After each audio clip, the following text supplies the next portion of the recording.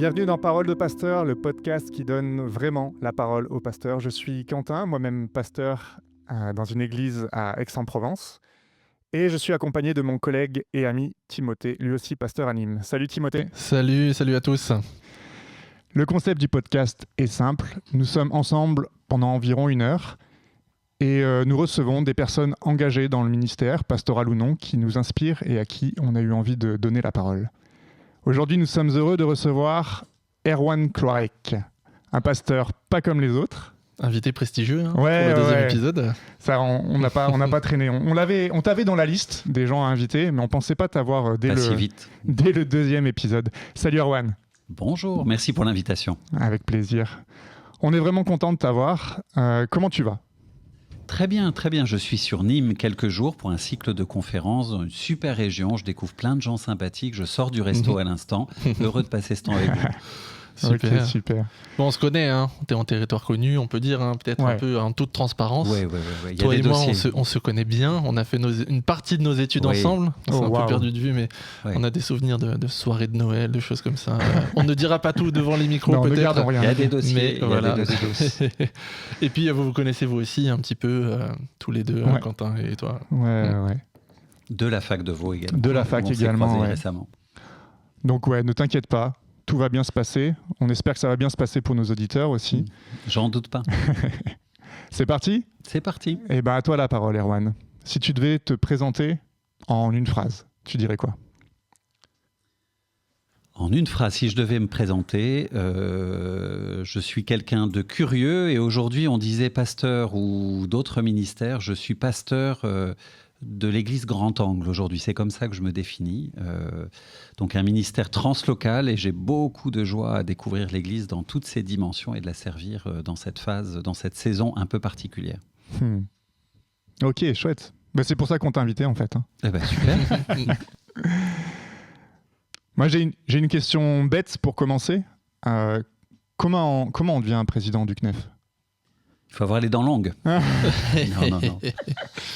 Alors, comment on devient président du CNEF ? Je pense que c'est fondamentalement une vocation, qui n'est pas autre chose que la vocation pastorale. C'est bien l'Église que je sers aujourd'hui, et c'est en tant que pasteur et théologien que je la sers. Donc, la vocation, premièrement, est celle de l'appel au ministère pastoral que j'ai développé, j'ai approfondi pendant un certain nombre d'années sur le terrain. Comme on dit, une dizaine d'années, j'ai été pasteur d'une église locale. Et en parallèle, de manière assez forte, j'ai eu ce souci de servir l'Église et son unité fondamentalement au niveau local, au niveau national, pendant un certain nombre d'années. Donc j'ai servi à différents niveaux, notamment au niveau de l'unité inter-évangélique. Voilà, mais pas que. Et puis en parallèle, un ministère de réflexion théologique et le souci de penser le rapport entre l'Église et le monde, le dialogue interreligieux, la mission, la missiologie, la question du rapport foi politique, de la laïcité. Tout un tas de sujets en lien avec des études premières que j'avais fait en droit m'ont préparé à développer cette réflexion sur le rapport sur l'Église, grand angle, pour reprendre cette expression encore, et son rapport à la société. Et petit à petit, j'ai été préparé, je crois, de manière providentielle. Et puis, comment on devient président du CNEF ? C'est les autres qui vous le demandent. On ne candidate pas, on ne se projette pas, mais un jour, c'était il y a 4 ans maintenant, le CNEF a recherché son nouveau président et a demandé aux unions qui composent le CNEF, 36 unions d'églises et aux œuvres, de proposer des profils. Il y en a eu une quinzaine. Parmi ceux-là, mon union m'a recommandé. J'y ai consenti d'entrer dans un process de discernement au terme duquel j'ai été retenu pour devenir président du CNEF. Voilà. Yes. On a dit ce que c'était le CNEF ?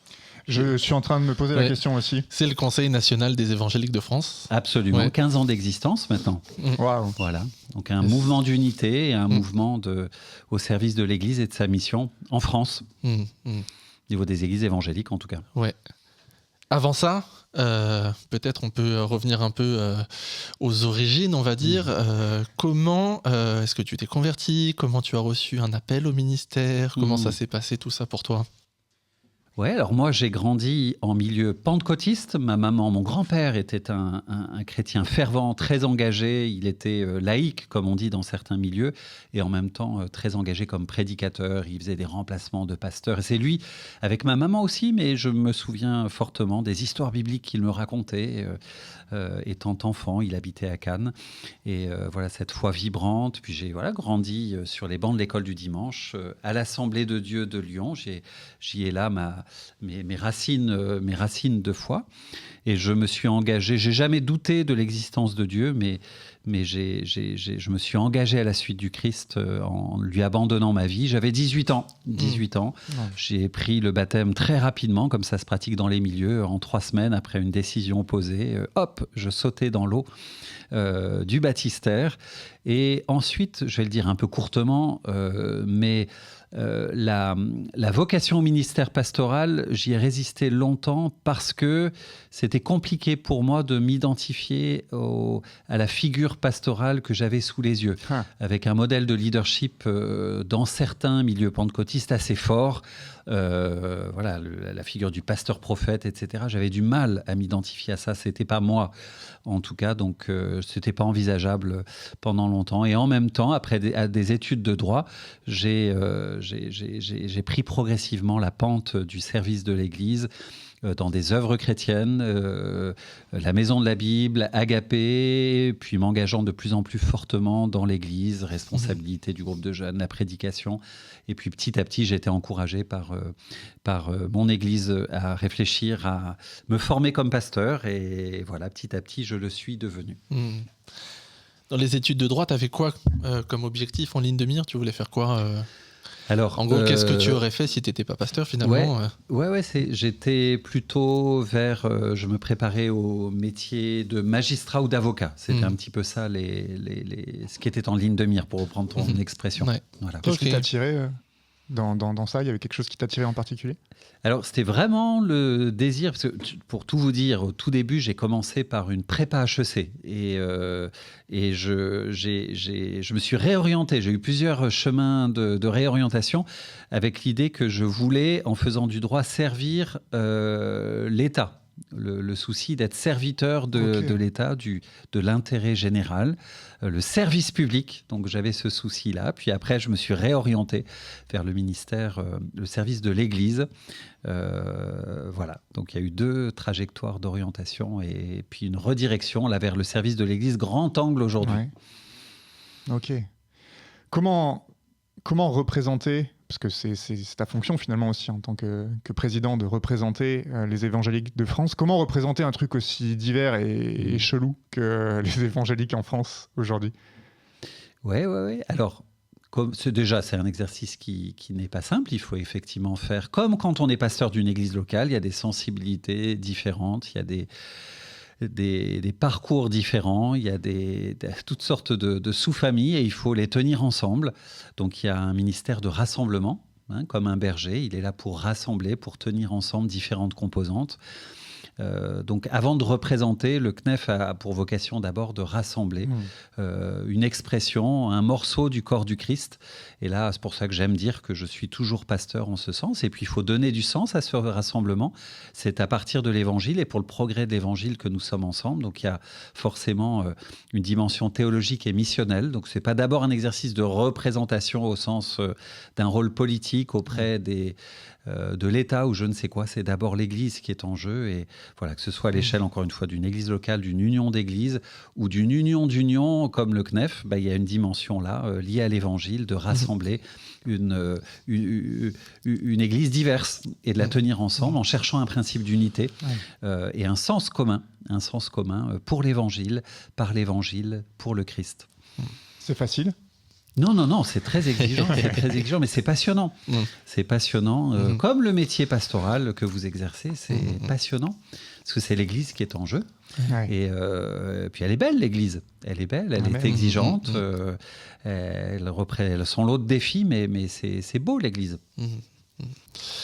Ouais, du coup, avant d'être président du CNEF, tu as été pasteur en église locale, puisque tu dis que tu es toujours pasteur actuellement, mais différemment, mais donc pasteur dans une église locale. De la Fédération Baptiste à Lyon. C'est ça. Donc, retour à Lyon, mais dans une autre église. C'est intéressant. Oui, effectivement, dans mon parcours de discernement de ma vocation, j'ai effectivement progressé des milieux pentecôtistes dans un second temps, vers un milieu plus charismatique, les églises de réveil du côté de Lyon, à Villeurbanne, juste à côté. C'est là où nous nous sommes mariés avec mon épouse Nora, où on s'est engagé fortement en parallèle d'un ministère en librairie, puis avec Agapé, ministère auprès des étudiants, etc. Et c'est là où s'est précisé le type de pasteur que je voulais être au service d'un certain type d'église, avec une conception du leadership. Et c'est dans la Fédération Baptiste que j'ai trouvé quelque chose qui me ressemblait. Donc j'ai été très bien accompagné des églises de réveil vers cette union d'églises, sans clash, mais avec une belle démarche d'accompagnement. J'ai postulé, alors que j'étais en études de théologie à la faculté de Vaux-sur-Seine. J'étais en fin de première année, et puis j'ai postulé pour devenir étudiant agréé de la Fédération, en vue de devenir pasteur de la Fédération, et ça s'est bien passé. Et j'ai été rattaché, du coup je suis resté à Lyon, ça aurait pu être autrement. Il y a une église de la Fédération Baptiste à Lyon, j'y ai fait mon stage, et je suis devenu pasteur tout court, ensuite dans la foulée. Yes. Ceux qui ont écouté le premier épisode vont dire, ils posent tout le temps les mêmes questions, mais pasteur en binôme, coup, avec un autre, comment ça se passait ? Comment vous vous êtes un peu organisé ? J'ai demandé la même chose à Sylvain dans le premier épisode, mais ça m'intéresse beaucoup. Donc, comment ça s'est passé ? Très mal. Non, je plaisante. Bien. Et c'est une singularité. Là, tu dis que vous avez effectivement eu coup sur coup avec Sylvain et moi-même deux pasteurs qui ont exercé en équipe ministérielle, ce qui est plutôt rare, vous le savez, nos auditeurs le savent, en tout cas dans nos milieux évangéliques plutôt classiques. En contexte pentecôtiste charismatique, il y a davantage de plus grandes églises avec une taille critique suffisante pour se doter d'équipes ministérielles. Mais voilà, dans la Fédération Baptiste, les églises libres, etc., c'est assez rare.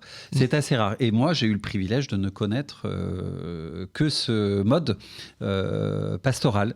J'ai travaillé successivement avec 2 équipes. Donc, premièrement, et je vais vous dire si ça s'est bien passé ou pas, du coup. Premièrement, avec celui qui a été mon maître de stage, qui m'a accueilli, qui m'a encouragé. Il s'appelait John Wilson. Et il m'a accompagné dans mes premiers pas. Et puis, quand l'Église a recruté un deuxième pasteur, m'appelant à le devenir, on a continué à travailler quelques années ensemble. Puis après, il est parti. Je me suis retrouvé seul avec un stagiaire, mais c'est une autre façon de collaborer. Mathieu Moury, qui a été quelques années en alternance. On a collaboré ensemble 4 ans. Et puis assez rapidement, l'Église, après toute une réflexion sur son projet, a choisi de recruter un deuxième pasteur. Et donc on a même été 3 pendant un temps avec le stagiaire. Et même on avait une secrétaire bénévole, mais qui donnait un temps substantiel à l'Église. Donc un mode de collaboration très intéressant et c'était un privilège. Donc ça s'est très bien passé à chaque fois. Le premier, je ne veux pas être trop long, dites-moi si vous voulez partir dans cette direction, mais je peux vous parler longuement des manières de faire équipe pastorale. Peut-être brièvement. Moi, ça m'intéresse beaucoup et on avait parlé avec Sylvain, mais c'est vrai, comment on fait ? Est-ce qu'on se répartit les tâches ? Est-ce qu'on se répartit les contacts ? Est-ce qu'on se répartit quoi que ce soit Il y a plusieurs modalités, il y a plusieurs modes, plusieurs types de collaboration. J'ai écrit un petit article dans les cahiers de l'école pastorale, si ça vous intéresse, là-dessus. Il y a le modèle un peu hiérarchique, effectivement, avec pasteur principal, pasteur adjoint ou pasteur associé, qu'on va retrouver dans la culture anglo-saxonne et pas mal dans les milieux pentecôtistes charismatiques. Il y a un modèle fonctionnel qui est clair, au moins il y a une chaîne de délégation assez bien balisée. L'autre modèle, c'est le modèle de l'indifférenciation, où il y a 2 pasteurs généralistes qui collaborent, mais sans avoir de spécificité notée, ou genre pasteur louange ou pasteur jeunesse, etc. Non, on est tous les 2 pasteurs généralistes dans le sens où on est appelé à l'enseignement, à la direction spirituelle et puis à l'accompagnement. Et l'autre modèle, c'est un modèle où on a un pasteur généraliste et un pasteur spécialisé. On a connu dans les églises libres à Meulan, par exemple, ce type de modèle, ou à l'église de Lyon, ils ont connu aussi Libre de Lyon, ce modèle-là. Nous, on a choisi un 4e modèle, un petit peu singulier, qu'on a forgé dans le contexte spécifique où on était, où on n'était pas dans un modèle hiérarchique avec un boss et puis un exécutant ou un principal et puis un adjoint, mais on a choisi quand même un modèle avec des profils différenciés qui étaient bien écrits, bien profilés dans le recrutement. J'ai demandé à l'église locale, quand mon collègue est parti et qu'on a réfléchi au terme d'une réflexion sur le projet d'église, qui dites-vous que je suis ? Ça fait très mégalo. Mais je reprends une phrase de Jésus. Dites-moi un petit peu quel type de pasteur vous reconnaissez, à quoi vous me demandez de répondre, qu'est-ce que vous reconnaissez comme don. Et à partant de là, et regardant le projet d'église, on a réfléchi à quel type de pasteur on voulait recruter. Et l'église m'a identifié comme pasteur plutôt leader, avec une charge de représentation et de gouvernance globale. Et puis on a cherché un deuxième profil de ministère qui serait plutôt sur du discipulat, de l'accompagnement des petits groupes et sur un profil social aussi, puisqu'on avait une œuvre La Beige à vocation sociale, et on a profilé ça. Il se trouve qu'au moment où on a demandé, la commission des ministères recevait une semaine après, ils m'ont d'abord dit niet, et puis une semaine après, ils me rappellent, on a reçu un pasteur avec les mêmes mots que ton cahier des charges dans sa demande. Et voilà. Et pour en venir à le type de collaboration, finalement, j'étais pas, même si j'avais un profil de leadership, son chef, son autorité ne procédait pas de la mienne. On avait nos cahiers des charges et nos profils bien reconnus. On ne s'excusait pas d'être ce que l'on était. Et en même temps, on était tous les deux pleinement pasteurs, sans que je sois un pasteur plus et lui un pasteur un peu moins, parce qu'il avait moins de je ne sais quoi. On a surtout voulu déconstruire ça. C'était important dans le contexte où on était. Donc c'est une sorte de modèle intermédiaire entre le ministère à dominante et puis un pasteur généraliste et sans principe de hiérarchie. Voilà. Dans ces années-là, à Lyon, il me semble, tu me dis si je me trompe, mais que tu étais pas mal investi aussi dans la pastorale évangélique locale, où tu as eu des responsabilités. C'est ça. À quel point tu dirais que ça t'a préparé pour ce que tu vis maintenant en tant que président du CNEF ? Oui, ce que j'ai suggéré tout à l'heure, c'est que ça m'a préparé en même temps qu'un ministère de réflexion. J'ai fait pousser les trois en même temps. J'étais vraiment pleinement pasteur, très très impliqué dans mon église locale. J'avais à cœur son développement. L'église a bien grandi. Et en même temps, j'avais cette vocation qui, dès le début, en fait, j'ai commencé comme pasteur à temps plein en 2013, après 2 années de stage. Et en 2013, en fait, il y avait un montage financier où j'étais à quart de temps dédié et financé pour le service des églises du département, comme secrétaire général du CNEF 69. Super. Et ça m'a passionné, avec un ministère de relations, d'unité, de projets, de développement, etc., de la collaboration entre les églises locales dans une dynamique missionnelle et apostolique, on dirait, dans certains milieux.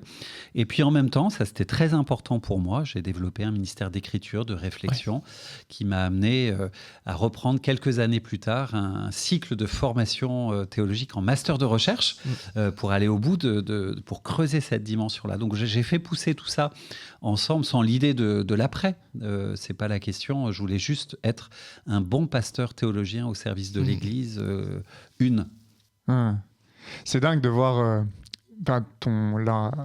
comme ça, là, en t'écoutant, je me dis, tiens, c'est marrant comment aussi le Seigneur prépare les choses et finalement donne directement, dès les premiers instants de notre formation, de nos temps en église, dans le ministère, finalement donne les couleurs, les directions qu'on va prendre, qu'on va peut-être développer plus tard. Mais il y a déjà le panel qui est présent dès le départ. Alors on le découvre petit à petit, etc. Mais c'est comme toute vocation, il y a ce que les autres reconnaissent, encouragent, laissent pousser, et puis il y a les affections que l'on développe. Si je me suis dédié au CNEF 69, c'est que déjà dans les années d'avant, j'étais à fond là-dedans, ça me plaisait, mais j'avais dit une fois à quelqu'un qui me demandait mais qu'est-ce que tu aimerais faire plus tard ? Moi j'aimerais bien m'occuper de la dynamique des églises à plein temps, même si je gagnais au loto et que j'aimerais faire ça, moi.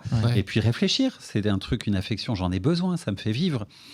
Penser la foi, l'articuler et penser ce rapport entre l'Église et le monde et la nature de l'Église, qu'elle est fondamentalement dans son être même et sa vocation. Et voilà, c'est des nécessités intérieures qui vont forcément pousser, sans projet de carrière ou pas, parce que là, aujourd'hui, je fais ça, j'ai d'autres implications. Demain, ça va prendre d'autres déploiements et d'autres dimensions, mais c'est en soi, le service de l'Église et la réflexion sur l'Église. C'est en moi. Il y a quelques instants, tu parlais de master de recherche. C'est intéressant parce que maintenant, tu es passé de l'autre côté du bureau, si on peut dire. Pas comme si président du CNEF, c'était pas assez. Il n'y a pas que ça. Tu peux nous en dire quelques mots aussi. Ouais, j'ai trois métiers aujourd'hui. 3 métiers dans le montage global. J'ai 3 missions et 3 sources de financement. Et voilà, donc en fait, président du CNEF, sur le papier, dans le montage théorique et financier, c'est un tiers de temps. C'est un tiers de 30% plus exactement. 30% de mon temps. Et alors les 70% restants, eh bien, je suis à 50% directeur de la formation de la Fédération Baptiste, dont je suis toujours pasteur en ce sens-là, directeur de l'école pastorale de Massy, qui forme au-delà de la Fédération Baptiste les pasteurs dans leurs premiers pas, et puis rédacteur en chef des cahiers de l'école pastorale. Puis voilà, donc ça c'est un 50%. Je suis engagé au niveau de la gouvernance de la fédération avec. Ça me plaît beaucoup de servir une union d'églises et d'aider les églises. Et là je suis à Nîmes pour servir une église locale de notre fédération et un petit peu au-delà sur un cycle de conférences. Voilà. Et puis le 20% restant, je suis ce que tu suggérais, là, passer de l'autre côté du bureau, comme pour reprendre ce que tu as dit. Je suis pour 20% engagé à la fac de Vaud, la faculté libre de théologie de Vaud-sur-Seine, avec 2 missions principales. Une mission d'enseignement en théologie pratique. Donc j'ai 4 cours à ce jour, théologie des ministères, théologie du leadership, introduction à la théologie pratique, et puis ce qu'on appelle aussi les labos pratiques, où j'aide les étudiants dans leurs premières années de stage, en tout cas quand ils sont en master, à revenir et à les outiller sur un certain nombre de sujets en lien avec la gestion des conflits, la découverte de soi, le leadership, la conduite du changement. Donc on travaille avec des étudiants qui découvrent le ministère et on les aide à relire un petit peu ce qu'ils découvrent. Voilà. Et donc ça, c'est la première dimension. Et à la fac, je suis aussi sur le suivi des stagiaires avec. Ça fait beaucoup de casquettes, ça. Ouais, c'est beaucoup de choses, mais ça va avec ma personnalité. J'ai besoin de jongler avec plusieurs choses et que les différentes dimensions se nourrissent les unes des autres. Donc j'ai besoin de réflexion pour nourrir ma pratique, j'ai besoin de pratique pour alimenter ma réflexion, j'ai besoin de bouger, j'ai besoin de découvrir des terrains différents et de recomposer les choses en permanence. Donc ça me va à moi. Ça ira pas forcément à un autre profil qui aurait davantage besoin de stabilité, de se concentrer sur une tâche. Moi, j'ai besoin de mouvement et de jongler pour recomposer en permanence le tableau. Est-ce que... Question un peu piège, mais est-ce qu'il faut pas une grosse tête pour porter toutes ces casquettes, ou est-ce que tu prends pas le risque de l'avoir des fois ? Comment tu gères l'orgueil Est-ce qu'il ne faut pas une grosse tête et on risque pas d'apprendre le melon, quoi. C'est ça. Alors, grosse tête, est-ce qu'il faut une grosse tête ? Je le prends littéralement dans le sens où avoir des capacités de jongler. Alors, c'est pas forcément, à mon sens, une grosse tête, c'est une capacité à compartimenter sans le faire trop. Donc, il faut effectivement, quand je suis avec vous, je suis avec vous. Quand je vais préparer ma conférence de ce soir, il faudra que j'y sois pleinement. Et en même temps, pas trop, parce qu'il faut que ce soit pas étanche pour que ça se nourrisse. Donc là, c'est, je pense, une disposition de l'esprit plutôt qu'une capacité supérieure. C'est une manière d'être et de fonctionner qui me correspond. Voilà. Et le risque de l'orgueil. Alors, oh là là, il y aurait beaucoup de choses à dire. Mais vas-y, dis-le. On est tous portés vers la vanité, vers l'orgueil, et peut-être moi en particulier, je ne sais pas. En tout cas, ce que je dis régulièrement et ce qu'on me renvoie, c'est que ma manière de m'en prémunir, c'est de ne pas me prendre au sérieux. Et j'aime pratiquer, peut-être que vous me connaissez comme ça, puisque vous me connaissez un peu l'autodérision assez facilement. Ça, c'est super important et salvateur. Faire les choses sérieusement, se donner à fond avec passion, parce qu'on a les choses en soi, mais c'est pas se prendre au sérieux et pratiquer l'autodérision. Ça, j'aime bien le faire. Je crois. Vous confirmez ou pas ? Ça se voit. On confirme. On confirme. Ouais. Et puisqu'on est sur l'orgueil, moi tu me dis si tu l'as jamais vu. Tu as envie d'en parler, j'ai l'impression d'en parler. Non, mais pas forcément. Vas-y, dis-moi ce que tu veux dire. Comment dire ? Premier contact, moi, que j'ai eu avec toi, je me suis dit, waouh, ce mec, t'étais pas encore président du CNEF la première fois que je t'ai rencontré. Je sais plus, je te connaissais même pas. Je sais plus. Master de recherche, peut-être ? Non, avant au début de mes études, tu avais dû passer, vu que tu as plein de copains là-bas, tu avais dû passer à la Non, mais pour le master de recherche, parce que je l'ai fait en 2019-2021. J'ai eu des cours. Ah oui, c'est ça, on a dû se croiser. Moi, t'es quelqu'un plutôt charismatique. Enfin, tu oui. dégages quelque chose d'assez. Enfin, c'est pas un scoop, mais tu en imposes, voilà. Et donc, en plus, avec la fonction, j'imagine que tu en imposes plus. En tout cas, bon, maintenant, heureusement, je te connais, donc c'est moins impressionnant. C'est moins impressionnant. Mais comment, alors, pas forcément que en tant que sur des postes à haute responsabilité, mais ne serait-ce qu'un poste pastoral, comment tu gères le regard des autres sur toi et puis l'influence que tu peux avoir sur eux. D'accord. Est-ce que tu as déjà été tenté d'en jouer un peu ou est-ce que tu as presque, peut-être même le contraire, est-ce que tu t'es rendu compte que tu avais une influence que tu voulais pas avoir ou on te donnait une importance que tu voulais pas qu'on te donne? Enfin, comment tu peux être spécifique ou général, c'est toi qui décides, mais... Oui, c'est une question. Elle est compliquée ta question. Il y en a un, c'est le ministère en binôme. Moi, c'est plutôt comment tu gères ça. Quoi. On a chacun nos dadas. Ouais, c'est ça. Nos marottes qui vont revenir. Alors, j'ai pas formulé une réflexion, donc je la forme en parlant. C'est le concept de ce podcast. Je pense qu'il est bon de savoir, de se connaître, effectivement, et c'est ce sur quoi on travaille quand on est pasteur, pour être conscient de sa manière d'être et ce que l'on renvoie. Je pense qu'il est bon d'assumer, pour ma part en tout cas, le fait de disposer d'une certaine capacité à mettre les autres à l'aise, d'influencer, d'avoir une certaine autorité de type charismatique au sens sociologique et théologique aussi du terme. Donc je pense que c'est bien de l'assumer, de se connaître et de ne pas s'en excuser. Là, je vous donne un exemple tout simple. Je ressors, je disais tout à l'heure, d'un resto.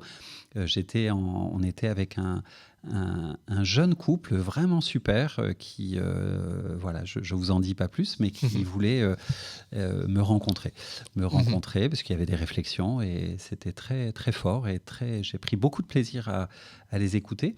Et puis en fin de conversation, conscient justement de ce que je représente, forcément, en tant que président du CNEF, etc. J'ai dit, écoute, j'avais juste à cœur de te dire tel ou tel truc, j'entre pas dans le secret de la confidence, mais de te dire deux choses, ce que je perçois de toi, et j'ai tout de suite dit, attention, ne prends pas ça comme une direction spirituelle, prends le recul nécessaire, je te dis juste ça, peut-être que c'est à côté, mais j'avais à cœur de te dire, donc voilà, prendre conscience du fait qu'on a des paroles qui portent. Donc, tu en es conscient de ça. Moi, je suis conscient du fait que, je dirais... c'est très difficile de savoir ce qu'on renvoie. On n'est pas dans le regard des autres. Donc, la notion de charisme, je ne sais pas trop, franchement. Par contre, ce que je sais, c'est que je sais mettre les gens à l'aise et les mettre en confiance. Et la confiance, elle est liée, je pense, à deux principes. Pas loin de ce qu'on a dit tout à l'heure, c'est le fait d'aider les gens à voir tout de suite assez rapidement ou dans un groupe que je suis là, qu'il n'y a pas de distance, il y a une certaine proximité, je ne suis pas autre chose qu'eux. Donc ça, je pense que je sais le faire assez facilement. Et en même temps, on ne va pas rentrer dans ces discussions, ça nous emmènerait loin, mais dans le ministère pastoral, il y a toujours un jeu d'identité et d'altérité. Vous l'expérimentez face à nos membres d'église. On est à la fois les mêmes membres de la communauté, et puis il y a un certain face-à-face, un vis-à-vis, une parole prophétique, une distance qui est nécessaire, une altérité. On est autre et même à la fois. Ouais. Et ça, moi, je pense que je suis assez à l'aise dans ce jeu-là, entre guillemets, de montrer... Et la confiance, elle procède de ça. Tiens, oui, il y a un vis-à-vis, quelqu'un qui a d'expérience, qui a peut-être des réflexions, et en même temps, je lui fais confiance parce que c'est quelqu'un comme moi, et il ne se prend pas pour autre chose qu'il n'est. Donc voilà, ça, j'ai conscience de ça. Et je veux l'user pour m'en servir pour le bien. Mais quand on le fait pas pour le bien, les gens le savent très vite, donc ça dure pas très longtemps. Dans une vie communautaire ou dans un groupe dont on a le leadership, à part un leadership très très prophétique, vertical, mais ça, moi, dans les milieux où je suis, que ce soit le CNEF, on joue pas à dominer les gens, on joue pas à les commander. On a un principe congrégationaliste assez fort et une certaine horizontalité des rapports. Pareil dans les églises baptistes où j'étais, donc on triche pas avec ça. La confiance, on l'a parce que on a une proximité, une certaine altérité. Ouais, surtout, là j'y pense quand tu parles, surtout avec ce qui se passe aujourd'hui. Oui. voilà, je pense qu'on a ce devoir d'être à la fois irréprochable sur notre manière de réagir vis-à-vis des autres, mais même par rapport à nous-mêmes, quoi, et être OK avec ces mécanismes très humains, finalement, mais auxquels il faut pas négocier avec, quoi. Oui. Et très humain, et en même temps, c'est créationnel. Ouais. Les jeux d'autorité, d'influence, d'identité, d'altérité, de paternité, avec une autorité qui est située pour faire augmenter l'autre, etc. C'est créationnel. Ouais. Et il faut habiter cette dimension. C'est pour ça qu'il ne faut pas s'en excuser. Il faut se connaître et se donner pour augmenter l'autre. Ouais, on parle un peu de dérive là dans ce que tu nous partages. J'ai une question qui me vient en tête et tu nous diras si tu veux répondre ou si tu veux qu'on laisse ça sur le montage final. Mais forcément, ça me fait penser un peu à ce qui se passe ces derniers temps. Pour donner le contexte, on est au moment où on enregistre juste après le moment où Guillaume Bourrin a été condamné. Et l'affaire concernant Mathieu Koumarianos vient d'éclater il y a quelques semaines. Le CNEF, je trouve, a fait une communication exemplaire sur ces différentes affaires, qui ne cherchent vraiment pas à mettre la poussière sous le tapis, mais plutôt de montrer qu'il faut qu'on en parle pour que ça arrête d'arriver. Comment tu vis, toi, en tant que président de cette institution, ces affaires qui éclatent et forcément qui impactent la représentation des évangéliques ? Oui. Alors, moi, je le vis bien. Je le vis bien parce que c'est le signe d'une église en bonne santé et d'une unité, d'un principe de collaboration et de communion au niveau des unions d'églises et des œuvres évangéliques, où on est capable ensemble d'avoir mis en place un service Stop Abus qui permet d'accueillir, d'orienter un certain nombre de plaintes de victimes, de débusquer un certain nombre de pasteurs au comportement problématique.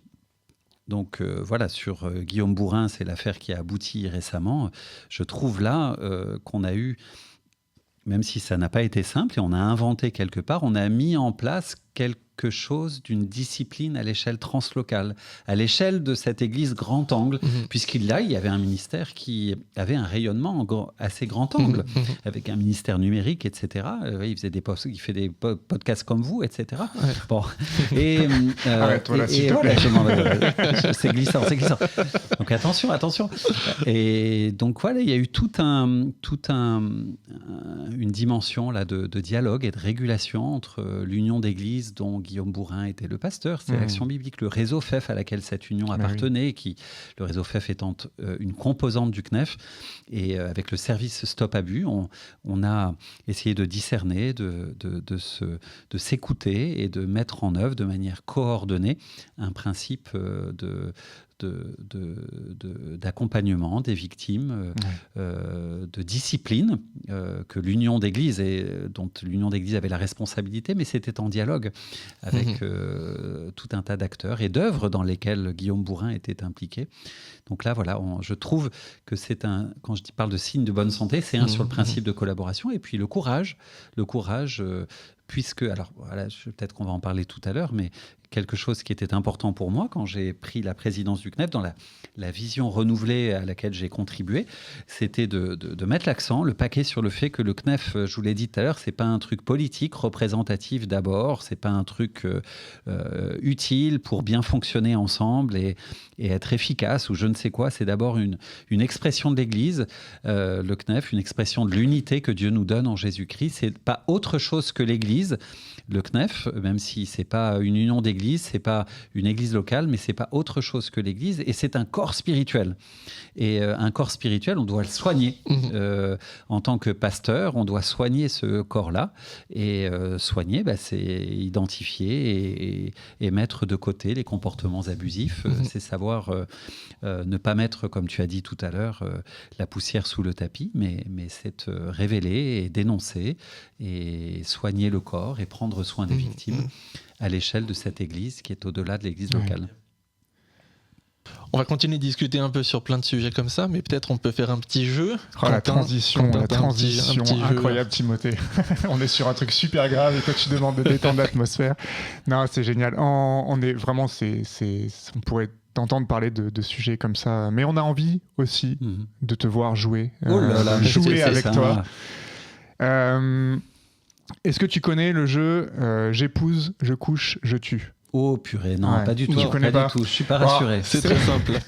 On va pas jouer à ça, on va détourner ce jeu. En Oh fait, là là. c'est un jeu, c'est très simple. En gros, on te propose 3 personnages. Donc le jeu initial, on propose 3 personnages.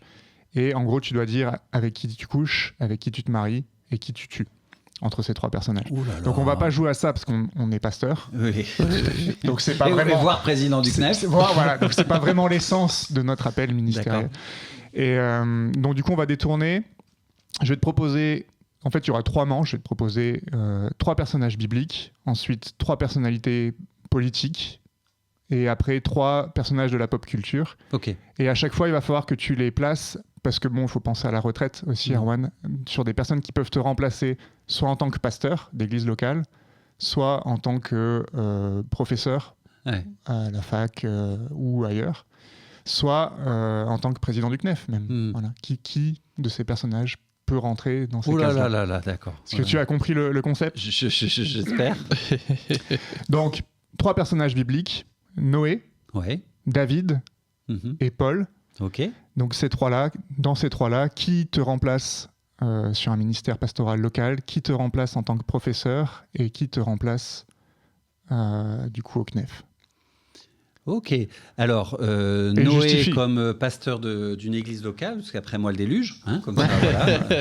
Ensuite, David, bon voilà, on va mobiliser sa fonction, son charisme de présidence royale, donc comme président du CNEF. Et puis Paul, bah voilà, c'est Paul. Alors il avait tous les ministères, toutes les grâces, tous les dons, apôtre. Il était enseignant, évangéliste remarquable, mais quand même, on le connaît comme théologien et comme enseignant. Voilà. Ok. Donc, plutôt facile la première manche, j'ai l'impression. Je sais pas. Assez vite, tu as répondu aux questions et tout. Très bien. Sylvain avait un peu plus hésité. Moi, peut-être pas. C'était pas les mêmes. On avait les mêmes cases. Et pas les mêmes questions non plus. Donc pareil, même concept. Qui pour te remplacer en tant que pasteur, en tant que professeur et en tant que président du CNEF, mais cette fois-ci avec des personnalités politiques. Oh là là là là. Alors, j'ai pas pris des gens actuels. Je me suis dit, j'en avais mis au début. Pas Trump, voilà. Macron, et ben je l'avais mis. Et je me suis dit que c'était pas une bonne idée. Pas de polémique. Donc, je t'ai pris des gens un peu plus vieux, mais sans faire exprès, je me rends compte moi. Voilà. Bref. Léon Blum. Oh là là. Ouais. Margaret Thatcher et Nelson Mandela. Donc, qui ont tous les 3 joué un rôle un peu fédérateur, plus ou moins réussi en fonction des. Mais voilà. Léon Blum, Margaret Thatcher, Nelson Mandela. Qui tu mets où? Oh là là, c'est plus compliqué. C'est plus compliqué. Léon Blum. Alors, je le connais, j'ai quelques souvenirs de mes cours d'histoire, mais c'est assez lointain. Donc, quel fait saillant, quel. Le Front populaire. Le Front populaire. Bah. Voilà, aller à la présidence du CNEF. Voilà, une dimension de rassemblement intéressante. Margaret Thatcher. Alors voilà, on en a le souvenir. Je me souviens de cette chanson de Renaud. Vous connaissez Renaud un petit peu. Voilà, il l'aimait pas trop, Margaret Thatcher. Donc la rigueur, etc. Dans ces années-là. Oh là là, si on se rattache à ça. Allez, professeur de dogmatique. C'est pour mon ami Jacques Nussbaumer. Non, j'en sais rien. Ça lui plaira, je pense. Hein. Non. Je pensais à la rigueur et au sérieux dogmatique dont on a besoin pour nos églises.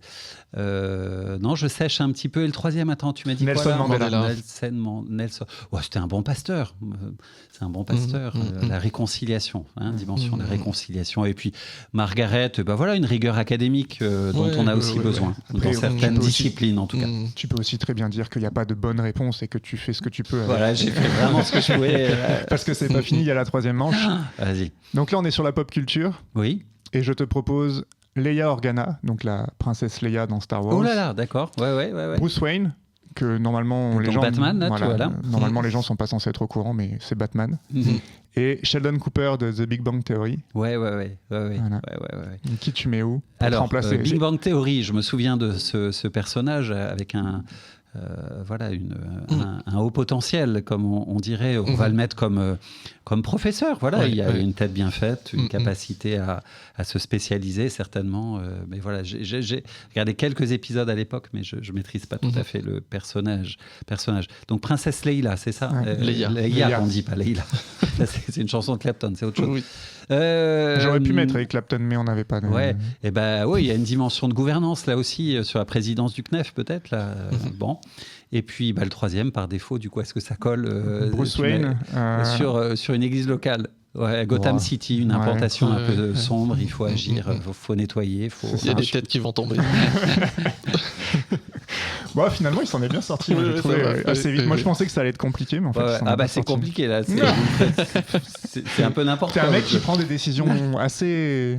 Il faut faire avancer là. Assez vite, bien. Ok, ça marche. Peut-être on peut parler des limites un peu. On en a parlé avec Sylvain dans le premier épisode, les limites dans le ministère. Oui. On parlait avec Sylvain des limites et que c'est pas toujours facile de poser les limites entre vie de famille, ministère pastoral, etc. Avec un ministère triple comme le tien, avec des responsabilités qui impliquent aussi parfois des déplacements, etc. Comment on fait pour poser les limites et avoir une vie de famille ? Oui. Alors franchement, je suis pas très bon à ce niveau-là. Je vais pas me présenter en Ta famille exemple. Au courant ou pas vous pourriez. Alors, je pourrais dire beaucoup de choses. La première chose, c'est que la consécration, comme on dit dans les églises libres au ministère, c'était dans le package de mariage, effectivement. Même si à ce moment-là, je vous l'ai dit tout à l'heure, quand on s'est marié, j'avais 24 ans, le ministère pastoral n'était pas en ligne de mire pour les raisons que j'ai partagées. Et en même temps, je lui ai dit tout de suite, écoute, moi, je sens qu'un jour, je serai au service de l'Église à plein temps. Donc voilà, il y a une dimension de consentement partagé au fait que l'Église nous appelle et nous prend. Deuxième réflexion. Alors, je ne veux pas jouer au vieux réactionnaire conservateur, mais chaque génération, j'aime le dire, et là, je ne vais pas trop le développer, mais porte ses idoles. Et chaque idole, dans chaque génération, est une contre-idole. Je m'explique. Effectivement, il est courant de dire que la génération des boomers et X, etc., leur idole, c'était probablement la réalisation professionnelle et dans le ministère, probablement, de sacrifier sa vie, sa famille, tout ce que vous voulez, sur l'autel d'une carrière, sur l'autel d'une mission, sur l'autel de l'Église. Et on a tous en tête, et vous certainement encore plus que moi, certains exemples auxquels vous avez réagi. Et effectivement, votre génération, moi je suis un petit peu à la croisée des deux, vous réagissez à ces excès soufferts, à ces excès passés, avec le risque d'une idole qui est une contre-idole en réaction, et celle de la préservation de soi et de la préservation de ses limites et de votre confort. J'y vais, j'attaque, mais c'est bien parce que du coup c'est une régulation et en même temps vous portez le risque d'une réaction excessive. Donc voilà, moi j'essaye parfois de prévenir de ça et de se rappeler qu'il y a quand même quelque chose de spécifique à la vocation ministérielle, ecclésiale. C'est que j'ai en tête ce texte d'Éphésiens 4, vous savez, les ministères dons, nous sommes donnés à l'Église. Nous sommes des dons à l'Église et nous nous donnons comme tels et nous ne nous retenons pas. Et en même temps, nous sommes donnés comme des exemples. Et dans cette exemplarité, il ne s'agit pas de retenir une partie pour soi, sur un modèle un petit peu concurrentiel, ma liberté contre celle de Dieu, mon espace contre celui de l'Église, mais dans ce que je suis donné à l'Église, je suis donné comme exemple également. Et dans ce que Paul dit, notamment, dans les qualifications pour le ministère, il faut être un bon père de famille, faut savoir prendre soin de soi, de sa spiritualité, de sa santé, de son énergie. Donc là, il y a une dimension qui n'est pas contraire, dans le sens où je me dois de prendre soin de mes équilibres, de ma ressource pour tenir sur la durée, de ma famille, etc. Donc voilà, je raisonne plutôt sur ce modèle, non pas en termes de limites, mais en termes d'exemplarité, parce que je suis donné à l'Église. Je ne sais pas si ça répond à la question, mais je préfère raisonner comme ça. Je ne suis pas toujours parfait. En tout cas, je crois que là, j'apprends... J'apprends peut-être cette année en particulier à faire gaffe à ne pas trop me cramer, journée parce que je vois que avec toutes les sollicitations et toutes les demandes, donc je blinde moins mon agenda, j'ai plus d'espace de préparation, de respiration, non pas pour me la couler douce, mais pour davantage me renouveler au niveau spiritualité, théologie, réflexion. Parce que voilà, il y a un podcast là, il y a une soirée là demain, etc. Si on n'a pas de la matière en nous-mêmes et si ce que l'on dit, ce que l'on partage, on le vit pas, bah c'est comme dans le ministère pastoral, ça sèche très rapidement. Donc il faut tenir sur la durée, alimenter sa vie intérieure, sa réflexion avec, et puis prendre soin de son épouse. Voilà, je vous donne juste un exemple très régulièrement et le week-end passé. Alors voilà, je dis juste ça, ça. Parfois, je suis un peu comme ça, je suis un peu joueur, je jongle. Donc la semaine dernière, j'étais invité dans une église à Paris, l'église du Point du Jour, qui est une grande église historique, et j'avais toujours rêvé d'aller découvrir ce contexte-là. J'étais invité et c'était le 16, si je dis pas de bêtises, le dimanche 16 février. Dimanche 16 février. Et j'ai dit au pasteur, comment je suis logé? Il me dit, j'ai un T2 sympathique dans les beaux quartiers de Paris, à Boulogne-Billancourt. Je dis, OK. Alors, ce que je vais faire, c'est que je passe un week-end, dès le vendredi soir, la Saint-Valentin, et avec mon épouse, et une petite enveloppe qu'on a eue à la faveur de ce déplacement, c'est payer 3 restos dans un temps sympathique. Et les limites, quand même, j'essaye d'en poser. Il me dit, le samedi, t'es là, on a une formation en église, tu veux intervenir? Je dis non, j'ai dit que je venais je fais bien la prédication du matin, mais on a passé un super week-end. Donc il faut aussi être pragmatique et profiter des joies et des opportunités liées au ministère. Il n'y a pas que des contraintes. Si, je dis encore un dernier truc, je le dis souvent aux jeunes pasteurs, souvent on a tendance et surtout dans votre génération, à pleurnicher un petit peu là, et de dire oh là là, c'est dur, l'église, elle me prend tout entier, je vais sacrifier ma famille. Et voilà, 2 choses quand même. Rappelons-nous, et je parle aux jeunes pasteurs, que voilà, vous avez dans vos membres d'église des gens qui ont un travail à temps plein et qui se donnent pour l'église en plus. Et voilà, il y a une dimension dans les limites à ne pas poser trop fort pour aussi leur rappeler que ce qu'ils donnent à l'église en plus de leur travail, vous donnez aussi un supplément d'âme, etc. Et surtout, ce que je voulais dire, c'est que mesurez que vous avez quand même un certain nombre d'avantages liés nous avons un certain nombre d'avantages liés à notre condition d'exercice, c'est qu'on dispose assez librement de notre temps. On dispose, voilà. Et en journée, en général, le midi en particulier, on est dispo. Moi, j'ai passé des années quand j'étais pasteur en église locale, quand mes enfants, maintenant ils sont adolescents, c'est plus les mêmes rapports que les enfants que vous avez, les âges, il y a des saisons. Mais je mangeais avec eux tous les midis. Donc il y a des restos avec mon épouse le midi, de temps en temps, alors pas trop cher, parce qu'il n'y a pas des salaires de fou, mais je me souviens, pendant un temps, on ne pouvait pas se payer des restos, mais je préparais un sandwich et on allait manger un dessert toutes les 2 semaines avec mon épouse dans un resto de Lyon. Excellent. C'était le jeudi midi. Voilà, ça, c'est pas dans tous les métiers qu'on peut faire. T'as l'adresse pour qu'on aille en pèlerinage ou... Plein de restos différents. Non, c'est juste génial. pour le dessert. C'est souple, quoi. On est, pour donner les coulisses un peu là, on est juste à côté de mon bureau, à l'église où je suis pasteur, dans le centre. Et ça m'arrive de temps en temps, je suis là le matin, au bureau, et ma femme peut m'écrire on n'irait pas manger ensemble à midi? Exactement. Et en 2 minutes, je peux. Il n'y a pas de problème, quoi. Exactement. Et c'est trop bien. Alors maintenant, on a un bébé de 1 mois, donc ça va changer. Mais ces derniers temps, c'était possible. Et c'est génial. C'est génial, Et faut en prendre conscience, quoi. Tu as du temps pour prendre soin de ton enfant, comme aujourd'hui, etc. Et à mon avis, il faut davantage se le dire et se le dire à soi. C'est ça. Parce que trop souvent, voilà, on va verser dans la complainte, etc. Alors, au lieu de se rappeler le bonheur que l'on a à être donné à l'Église et la capacité à organiser son temps pour être un bon père et un bon mari, et essayer de conjuguer, voilà, c'est se rappeler notre bonheur et exprimer de la reconnaissance pour ce que l'on est et ce que l'on donne. Tu as parlé de temps, du coup, d'emploi du temps et de ressourcement. Tu as une routine SPI? Est-ce qu'on peut avoir la routine spirituelle? Oui, alors là, je ne suis pas exemplaire du tout non plus. Moi, je compose entre deux principes que j'aimerais tenir ensemble. Là, je vous dis l'idéal que je pratique parfois. L'idéal, c'est d'avoir... C'est un peu comme la mécanique du sabbat. Vous savez, dans les Écritures, le sabbat, c'est à la fois un temps particulier dans l'Ancienne Alliance et le sabbat, c'est tout le temps dans la Nouvelle Alliance. le repos en Christ. Donc, moi, je crois que la routine devrait être cela. Et quand je le pratique, je suis heureux et ressourcé. Et c'est ce qu'il faut pour tenir dans la durée. Ce que je disais tout à l'heure, se tenir face à des auditeurs en accompagnement, comme tout à l'heure à midi, ou face à un auditoire le soir, là, en conférence. Si on n'est pas nourri de cette proximité avec le Seigneur tous les jours, on s'assèche et on meurt très rapidement. Et on n'est pas crédible. La confiance dont je vous parlais tout à l'heure, c'est creux, ça sonne faux. Donc, il faut se tenir régulièrement dans ces temps de sabbat le matin. Donc, lecture suivie de la Bible, effectivement, avec un plan de lecture, c'est idéal. Assorti d'un commentaire, c'est génial. Des commentaires, voilà, si vous êtes dans Jean, vous prenez un truc et voilà, il y a un nœud, il y a quelque chose que vous ne comprenez pas ou une envie de... vous avez le commentaire à côté. On peut, quand on a le temps, avoir aussi un temps... vous prenez une dogmatique, Erickson par exemple, et puis vous faites un suivi thématique, ça c'est assez génial.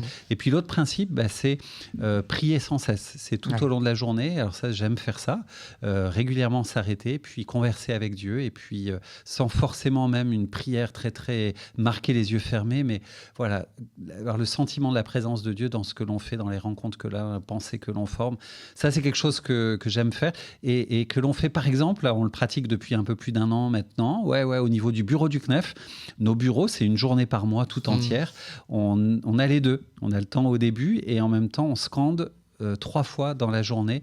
On se met un temps d'arrêt juste avant le repas du midi et avant le temps du soir. Et on reprend un petit bout de ce que l'on a médité le matin, une phrase que l'on a retenue, et puis on met nos pensées et nos résolutions devant Dieu. Je pense que c'est intéressant en termes de routine d'articuler les deux si possible. Et encore une fois, le ministère le permet. Davantage que d'autres croyants qui ont des emplois du temps plus contraints, donc profitons-en. Ce que tu disais sur l'idée de on ne peut pas donner si on n'est pas nous-mêmes ressourcés, ça me rappelle une phrase qui m'avait été dite pendant ma formation BAFA par un de mes formateurs qui est d'ailleurs aussi pasteur, qu'on recevra peut-être un jour dans cette émission. Il nous disait pour les enfants, les adolescents, quand on est animateur, l'autorité vient du fait qu'on détient l'information. Et je trouve un peu un parallèle où notre autorité pastorale, elle est assise uniquement dans pas l'information qu'on détient, mais la proximité, la connaissance de Dieu qu'on va avoir parce qu'on passe du temps avec lui. Et c'est une autorité qu'on n'a pas à forcer du coup. Elle est automatique parce qu'elle découle pas de nous. Et c'est le ministère de la parole et l'autorité que l'on a n'est que liée à la parole que l'on sédimente en nous-mêmes. Ok. C'est pas forcément pour revenir sur le sujet précédent, mais il y a un truc que tu dirais que tu regrettes. L'orgueil. Non, j'arrête. Moi, l'orgueil, j'ai arrêté. Il y a un truc que tu regrettes du ministère pastoral local que tu peux plus vivre aujourd'hui en étant à temps plein à translocal. Oui. Est-ce qu'il y a quelque chose que je regrette ? Alors, à chaque fois, ma réponse est un peu invariable comme un réflexe. Ça veut dire que c'est pas la première fois qu'on te pose cette question. Oui, souvent, effectivement. Je pense que c'est trop original. Non, effectivement. Et souvent, la question, c'est est-ce que tu regrettes le fait de n'être plus pasteur ? Alors là, immédiatement se met en route une réaction ecclésiologique. J'ai mieux posé la question. Exactement. Je dis ce par quoi j'ai commencé au début, quand je me suis défini, vous vous souvenez, je suis toujours pasteur et l'église, le morceau d'église dont j'ai à charge, c'est pas autre chose, le CNEF que l'église et la FLTE avec et la Fédération Baptiste, on est dans des réalités d'église et le ministère que j'exerce n'est pas autre chose que pastoral et théologique. Donc, et j'aime du coup dans ce déploiement-là dire que les 3 composantes essentielles du ministère pastoral, que sont l'enseignement à partir de l'évangile, cette parole que l'on reçoit et que l'on transmet, la direction spirituelle, l'autorité qui procède de cette parole et l'accompagnement aussi d'individus, de personnes. J'ai exactement ces 3 dimensions-là. Elles se déploient sur des dimensions un petit peu autres, mais je n'ai rien perdu de tout ça. J'enseigne même plus qu'avant sur des sujets encore plus variés. en termes de leadership et de direction spirituelle, c'est toujours les mêmes enjeux. C'est bien l'Église qui est en jeu, c'est bien la mission de l'Église qui est en jeu. Donc il n'y a rien de différent. Okay. Je force l'accent un petit peu, hein, mais j'y tiens. Et puis l'accompagnement des personnes, alors c'est vrai que là c'est un petit peu différent, mais justement, je pense qu'il n'y a rien de pire d'exercer des responsabilités translocales dans une œuvre, dans une union d'église, au niveau du CNEF ou ailleurs, en quittant l'éthos et le mode relationnel pastoral.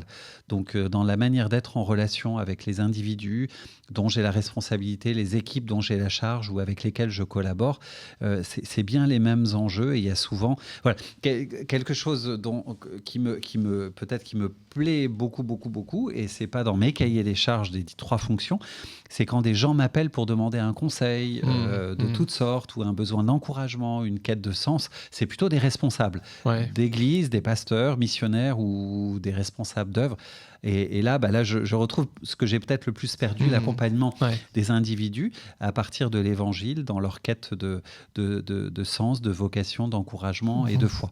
Donc là, je continue à l'exercer, mais c'est vrai que cette partie qui était importante, je l'ai moins quantitativement, et j'ai moins effectivement accès à des membres d'église concrets, réguliers, même si là, comme à midi, dans le temps qui m'a été offert, j'ai aimé beaucoup prendre ce temps-là.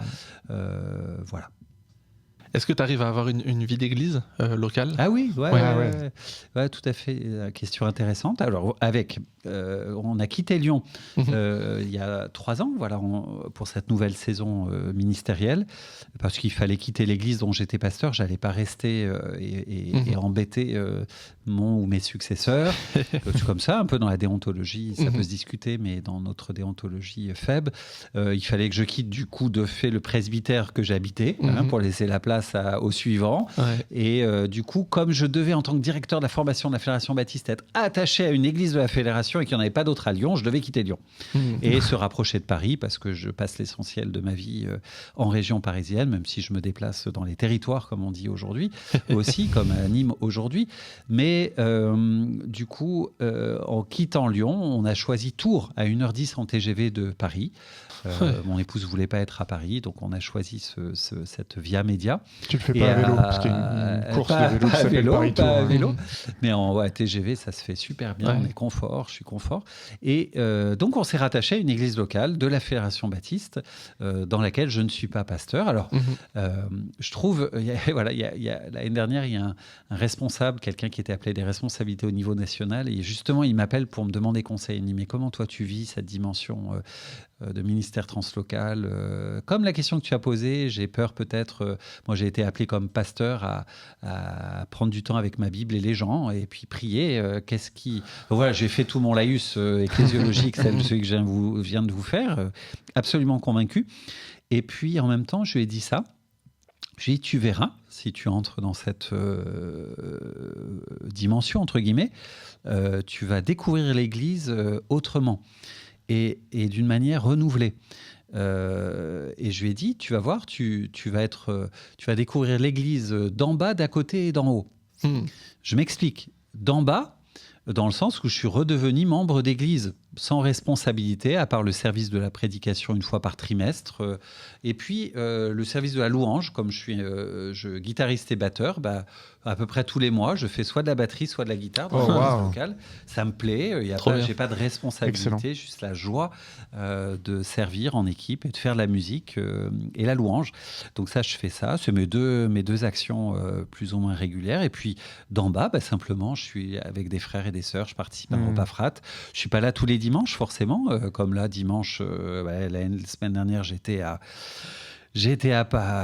au Point du Jour, là, à Nîmes, mais sinon, je suis en général au moins une fois sur 2, je pense. Je n'ai pas calculé, mais avec ma famille. Donc, l'église d'en bas, puis l'église d'à côté, c'est que j'accompagne plein de pasteurs, d'une manière ou d'une autre, des jeunes pasteurs, des pasteurs plus expérimentés. Il y a plein de visites des églises, j'écoute leur parcours, j'encourage. Donc, c'est un pas de côté, et puis on est en altérité. Et puis, l'église d'en haut, c'est la vue de l'église globale, de cette église grand angle dont je parlais. Et puis, on a un regard panoramique sur l'église de France et même au-delà. Je participais, comme un certain nombre, à Lausanne 4, là, à Séoul, il y a quelques mois. Je vais aller en Afrique cet été. Je vais aller en Martinique en juin, normalement. Donc, on regarde un peu la réalité de l'église un petit peu d'en haut et on voit ce que Dieu fait à l'échelle globale. Donc, j'aime bien naviguer entre... Parce que le ministère pastoral, ça donne une saisie de l'église et de la vie des gens. On nous confie des choses. On va dans les coulisses de la vie, des profondeurs, et c'est très, très fort. C'est puissant. Et en même temps, c'est que, du coup, un regard à partir d'une perspective pastorale. Et voilà. Donc, moi, je découvre plusieurs angles différents. Ça me plaît. C'était quoi la question au début ? Je sais plus, mais tu as très bien répondu. Je crois que j'ai répondu à mon avis. Ouais. Est-ce que tu as un truc cool, un fun fact sur Erwan Clorec ? Oh là là. Un truc que tu n'as jamais dit, ou non, peut-être pas, mais... Vous voulez vraiment que je raconte une anecdote, mais ça peut être un peu long. Pourquoi pas ? Ouais, une anecdote ou un truc sur toi. Un truc sur moi, d'accord. Ouais. Mais une anecdote, ça peut être sympa aussi. Mais un truc cool, un fun fact. Un fun fact. Comme on dit. Non, alors c'est pas très fun, mais moi je trouve sympa de ce que je vous ai dit à l'instant. J'aime la musique, j'aime écouter de la musique, alors plutôt du rock musclé, vous voyez, ça c'est dans mon adolescence. Je me souviens d'un blind test dans une voiture. Exactement. Voilà, donc j'aime tout ce qui est pop, rock et un peu plus, et voilà, je rêve d'aller un jour au Hellfest. Je sais qu'il y a un témoignage chrétien là-bas, mais je suis en contact. C'est un bon fun fact. Donc voilà, voilà, et puis je suis toujours musicien, donc c'est rigolo d'être à la batterie. Tu joues au Hellfest cette année, du coup, c'est ça. J'aimerais être sur la scène du Hellfest. On pourrait se inventer quelque chose. Allez, on y va. Est-ce que Timothée, tu continues toi moi je à être joue, guitariste toujours, et Quentin aussi. Quentin aussi, ça je l'ai vu il n'y a pas longtemps. Deux bons guitaristes là. Bon, je sais pas, guitariste. En tout cas, on a une guitare entre les mains, quoi. Si. Est-ce qu'il y a un moment dans ton ministère, quel qu'il soit, où tu te souviens que Dieu t'a utilisé malgré toi et que tu voudrais nous raconter ? Oula, non, j'ai un pas seul. Malgré moi. Genre tu l'as pas vu, quoi. Enfin, sans t'en rendre compte, quoi. Et après coup, tu dis oula. Incroyable. Wow. Oui, alors c'est tout récent. C'est pas extraordinaire et malgré moi au sens fort, mais j'ai trouvé ça touchant. Alors, il y a quelques mois, c'était au mois de juin. Au mois de juin, j'ai mon directeur général au niveau du CNEF qui m'envoie un petit texto pour me parler, pour me dire j'ai rencontré des gens dans une implantation d'église, dans un territoire rural, et leur fiston est à Tours. Et il est à Tours, et puis il est vendeur de café, torréfacteur. Et comme moi j'aime beaucoup le café, et je vais chez le torréfacteur, et peut-être que ça peut être sympa. Ce garçon fréquente plus d'église, en tout cas je sais pas où il en est dans sa foi exactement, mais les parents discutent, et puis voilà, il me dit mais si un jour tu veux prendre contact avec lui, voici son numéro, et tu peux peut-être. Alors voilà, j'écris à... Non, c'est pas ça, pardon. Il va t'écrire, ce garçon, les parents lui ont donné le contact pour dire voilà. Donc je reçois au mois de juin un petit texto de ce jeune. Un jeune, il a 23 ans, quelque chose comme ça, qui me dit il paraît que tu habites à Tours et que tu aimes beaucoup le café, je suis dans telle boutique, si tu veux passer, je te conseillerais. Et je réponds immédiatement, sachant un petit peu même la mission qu'on m'avait confiée, peut-être de rencontrer ce jeune, et puis en tout cas tisser la relation. Et je réponds immédiatement, il me dit bien volontiers, ça me ferait plaisir, dis-moi où tu es, dans quelle boutique tu es. Et puis il m'a jamais répondu après ça. Alors l'été est passé, c'est pas la fin de l'histoire. L'été passe et j'espère. J'espère. Sinon, on n'est pas ouf. L'été passe et les mois passent, et voilà. Et les mois passent, et puis au début de l'année, donc c'était le 3-4 janvier, dans ces eaux-là, en fait, je reprends autrement, mon deuxième garçon, qui a 17 ans, a passé son réveillon, la première fois qu'il passe le réveillon, pas avec nous, du Nouvel An, avec des copains de la muscu, du lycée et de la muscu.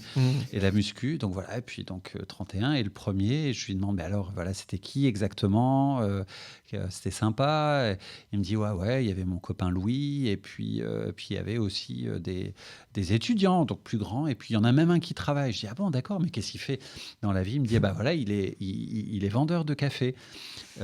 Et du coup, je dis, ah ouais, super, mais voilà, donc où il est, voilà. Et puis 2 jours après, je ne sais pas comment les connexions se sont faites, je me suis souvenu de cette conversation. Je me dis, mais ce jeune en juin, là, mais il ne m'a jamais répondu. Alors je recherche, je ne savais plus comment retrouver, chercher des mots-clés dans mon téléphone, comment je mets torréfacteur, je ne sais pas. Au bout d'un moment, je trouve son texto, et puis j'écris immédiatement, je lui dis, je me permets de te reproposer, de venir te voir dans ton magasin. Et puis, d'un coup, la connexion se fait, mais en fait, est-ce que c'est pas ce serait un peu fou. Tours, c'est pas petit, hein, 140 000 habitants. Mais est-ce qu'il n'y a pas peut-être c'est le même. Et il y avait son nom, en fait, son nom et son prénom que je tape sur Google, je le Google, comment on dit, Googlise. Voilà. Et puis je trouve sur LinkedIn, c'est ça, et son portrait. Et j'envoie à mon fiston, je dis, mais ton copain, c'est pas lui? Et puis il me dit, bah oui, pourquoi? Je dis, écoute, c'est dingue, Dieu est en train de faire quelque chose, certainement, je te raconterai. Et je rentre, j'étais en déplacement le soir, et puis je dis, mais voilà, c'est fou, etc. Peut-être que Dieu t'appelle à prendre soin d'une manière missionnelle, comme on dit aujourd'hui, de ce garçon. Et puis je ne sais pas ce qu'il va en faire, et peut-être que c'est juste une relation. Voilà. Et il se trouve que non seulement c'était bien le même gars, mais en plus il l'avait vu au Nouvel An, et c'était chez lui, et ils se sont revus. Il est retourné chez lui à une soirée récemment. Et on est allé, ils ont bu du café. Et nous aussi, avec mon épouse, on est allé dans sa boutique. Et voilà. Alors qu'est-ce que Dieu va faire de ça? En tout cas, je crois que Dieu aime ce garçon, il le cherche, et on a sans doute un rôle à jouer. En tout cas, on a présenté le visage d'une église sympathique. Trop bien, trop bien. Erwan, on pourrait discuter encore pendant des heures. J'ai l'impression qu'on a à peine effleuré plein de sujets, mais on verra ça. Hein. Peut-être te recevoir à nouveau à l'avenir, quand les choses auront changé encore, que tu auras plein de choses à nous raconter.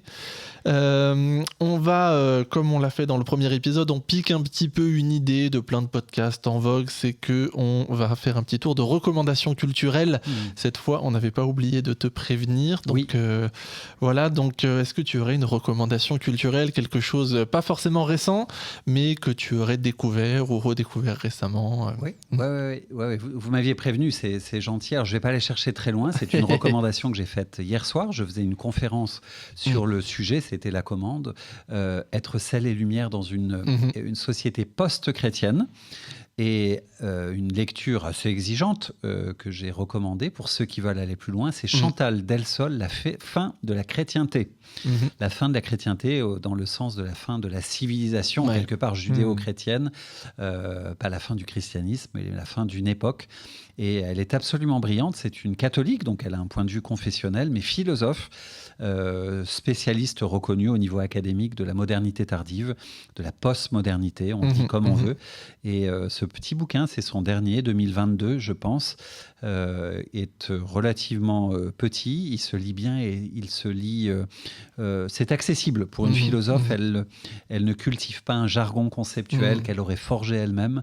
Elle a un souci de clarté et une écriture assez poétique en même temps, mais pas illisible. C'est très agréable.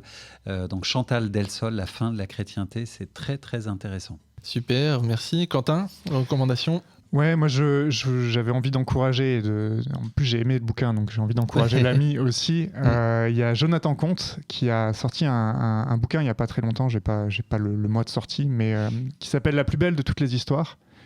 Et j'ai beaucoup aimé son approche. En fait, il a pris le récit biblique et il en a fait un peu une analyse narrative comme pour un conte. Et en fait, Jonathan Comte. Comme Jonathan Comte, j'ai même pas fait exprès. Incroyable. Je t'ai aidé à être drôle un petit peu. Je suis brillant. Et c'est vraiment intéressant, et je pense que c'est même un bouquin qui peut être entre les mains de beaucoup de profils. Moi, j'ai aimé regarder ça avec le regard sur l'ami et sur les études de théologie aussi que j'avais vécu il n'y a pas très longtemps, en tant que pasteur aussi, mais je pense que c'est un bouquin qui peut être entre les mains de beaucoup, même non initiés à la Bible. Et c'est vraiment intéressant de voir le récit biblique analysé de cette manière-là et raconté aussi, comme un conte.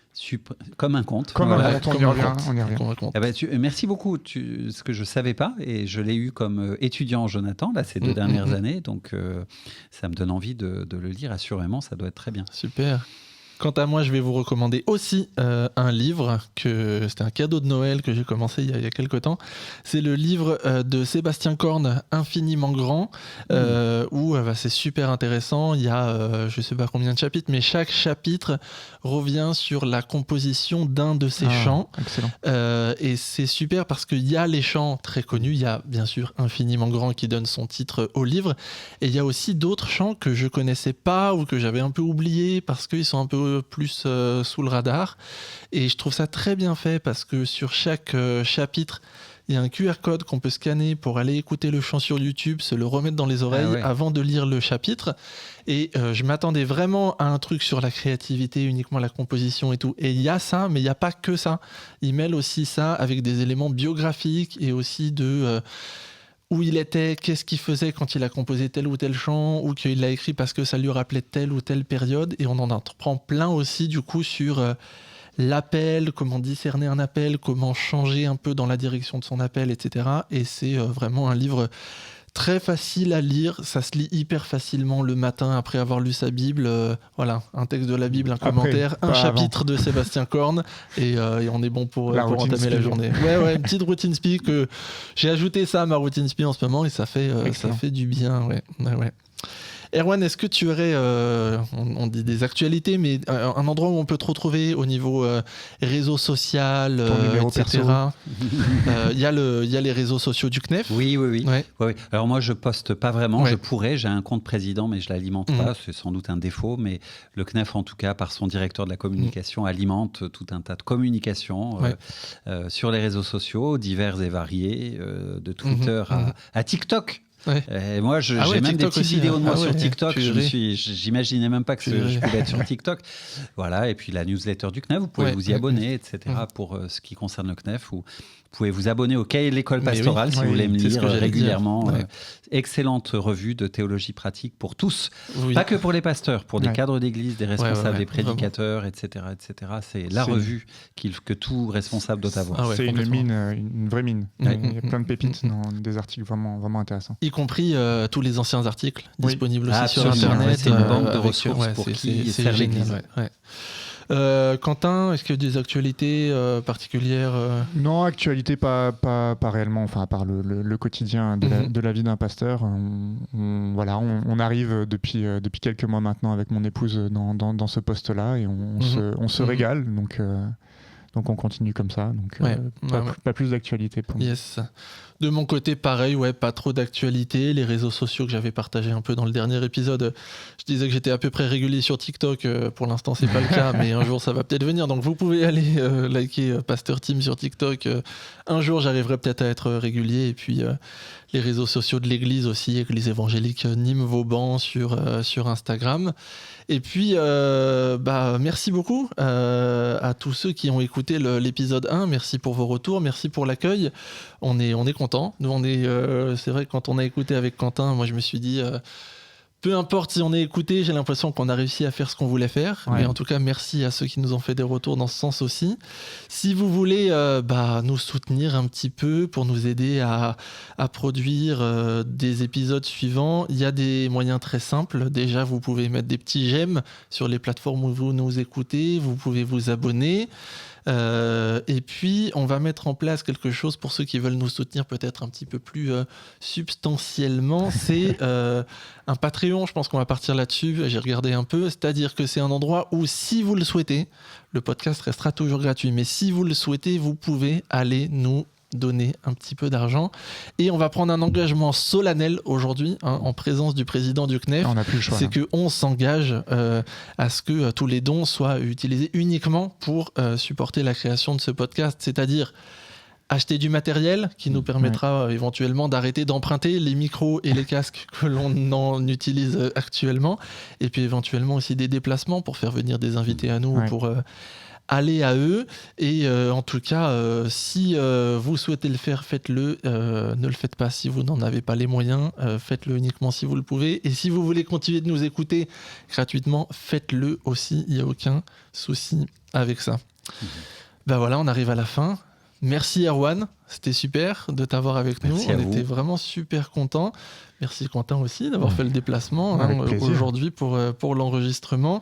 Merci à vous tous qui nous écoutez. Merci d'avoir avec nous donné la parole à Erwan. On espère que ça vous a plu. On espère que les prochains épisodes vous plairont aussi. Continuez, n'hésitez pas aussi à nous soutenir en partageant ce podcast, en parlant autour de vous. C'est aussi comme ça que ça marche. Et puis à prier pour nous. Et en parlant de prière, je me rends compte que j'ai oublié une question importante à Erwan. On va terminer là-dessus. Comment est-ce qu'on peut prier pour toi, Erwan ? Oh là, il y a plusieurs directions. Alors, je vous présente peut-être un sujet plus perso. Il se trouve que là, on est en phase d'achat d'un bien immobilier. On est primo-accédant. C'est la première fois qu'on fait le pas. La semaine prochaine, mercredi, on va chez le notaire. Donc, il y a tout un tas d'enjeux, de tracasseries administratives qui nous ont préoccupés ces derniers temps. Mais maintenant, tout est bien ficelé. Puis, il va y avoir le déménagement en juin. Donc, voilà, c'est un sujet avec toute la famille de transition. Super. Et voilà, sujet perso. Ouais, super. Super. Et merci beaucoup, Erwan. Merci à tous de nous avoir écoutés. Et puis, on vous dit à très bientôt dans Parole de Pasteur pour donner une nouvelle fois la parole à des pasteurs. À bientôt. Salut.